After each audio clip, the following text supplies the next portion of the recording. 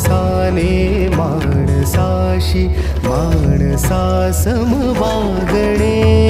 हीच आमुची प्रार्थना, हेच आमुचे मागणे. माणसाने माणसाशी माणसा सम वागणे. हीच आमुची प्रार्थना.